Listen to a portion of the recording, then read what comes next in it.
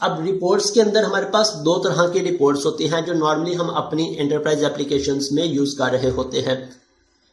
एक report crystal reports, second RDLC reports. इन दोनों में क्या डिफरेंस है हमें लाजमी पता होना चाहिए कि हमने अपनी एप्लीकेशंस में क्रिस्टल रिपोर्ट्स को यूज करना है या RDLC रिपोर्ट्स को यूज करना है। अब इन दोनों में से हम किस रिपोर्ट को चूज करें, ये टोटल डिपेंड करता है हमारी फंक्शनैलिटी पे कि हमारी फंक्शनैलिटी किस तरह की है। क्रिस्टल रिपोर्ट्स ओरेकल की प्रोवाइड करता है, ओरेकल की क्रिएटेड रिपोर्ट्स हैं, और RDLC माइक्रोसॉफ्ट की रिपोर्ट्स हैं। अगर हम ओरेकल एप्लीकेशन डेवलप कर रहे हैं तो डेफिनेटली हम प्रेफर करेंगे क्रिस्टल रिपोर्ट्स को।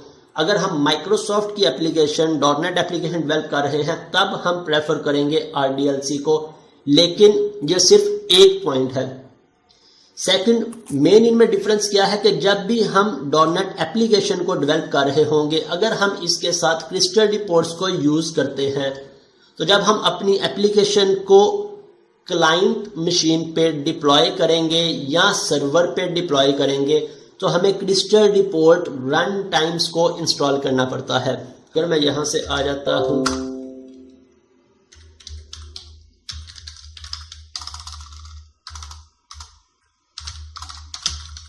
क्रिस्टल रिपोर्ट रन टाइम्स, हमें रन टाइम्स को डाउनलोड करके क्लाइंट सर्वर पे या क्लाइंट मशीन पे डिप्लॉय करना पड़ता है। इसके अलावा जब हमारी क्रिस्टल रिपोर्ट्स .NET के साथ एम्बेड होगी तो जब भी हम डाउनलोड के बटन पे क्लिक करेंगे तो डायरेक्ट हमारी रिपोर्ट रेंडर नहीं होगी। पहले क्रिस्टल रिपोर्ट इंजन स्टार्ट होता है, उसके बाद रिपोर्ट रेंडर होती है। इट मीन्स अगर हमारी कोई ऐसी एप्लीकेशन, हमारी ऐसी रिक्वायरमेंट है जिसमें कॉन्टिन्यूस प्रिंटिंग हो रही है, तब हमारे पास परफॉर्मेंस बहुत ज़्यादा कंप्रोमाइज होगी।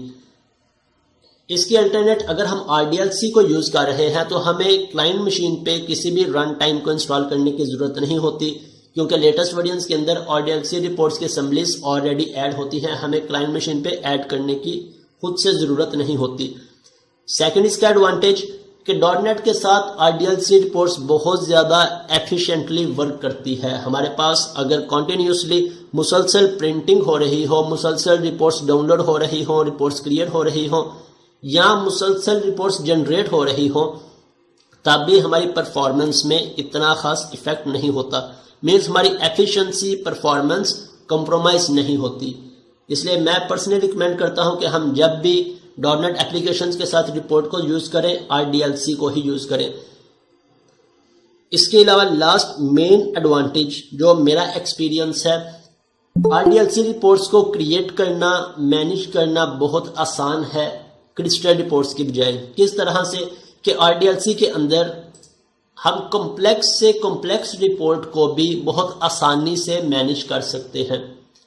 अगर हमने सिंपल टेबल रिपोर्ट्स ऐड करनी है, हमारे लिए क्रिएट करना बहुत आसान है। अगर किसी ने क्रिस्टल रिपोर्ट्स पे वर्किंग की है तो उन्हें बेटर पता होगा कि क्रिस्टल रिपोर्ट्स को क्रिएट करने के लिए हमें खुद से लाइंस ड्रा करनी पड़ती, लेबल्स, ईच एंड एवरीथिंग बहुत एहतियात से करनी पड़ती हैं। लेकिन RDLC के अंदर मेन एडवांटेज, हम टेबल रिपोर्ट्स ऐड कर सकते हैं, हम मैट्रिक्स रिपोर्ट भी ऐड कर सकते हैं।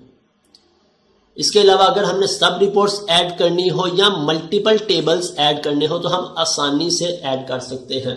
सो बहुत सारी फंक्शनैलिटीज में RDLC रिपोर्ट हमें बहुत ज़्यादा फंक्शनैलिटी प्रोवाइड करती है। अब फर्दर आ जाते हैं, रिपोर्ट को क्रिएट करते वक्त हमें किन किन बातों का ख्याल रखना है।